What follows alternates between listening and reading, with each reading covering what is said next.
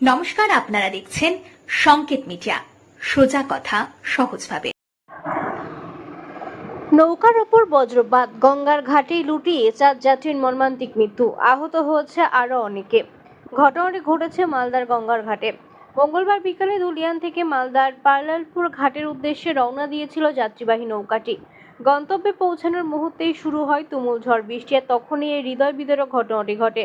স্থানীয় সূত্রে জানা গেছে, প্রতিদিনের মতোই প্রায় 25 থেকে 30 জন যাত্রী নিয়ে নৌকাটি গঙ্গা পার পেরিয়ে পার্লালপুর ঘাটে পৌঁছেছিল, কিন্তু ঘাটে নামার কয়েক মুহূর্তের মধ্যে আচমকা আকাশ কালো হয়ে মেঘে ঢেকে যায়। প্রবল ঝড় বৃষ্টি শুরু হয় মুহুর্মুহু বজ্রপাত, আর সেই সময় ঘটে যায় ভয়ঙ্কর বিপর্যয়।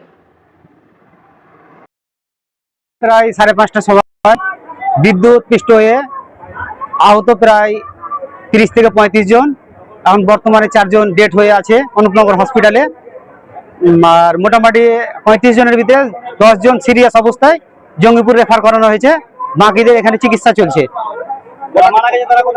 তারা হচ্ছে পারদানাপুর সোহাপুর অঞ্চল। ঘটনাটা কটা দিয়ে ঘটেছিল? 5:30টা প্রায়। কোথায় ঘটেছিল ঘটনাটা? ঘটনাটা ঘটেছিল পার অনন্তপুর শিবপুর ঘাট নামে পরিচিত। যাদের মারা গেছিল নাম জানা আছে? নাম জানা নেই।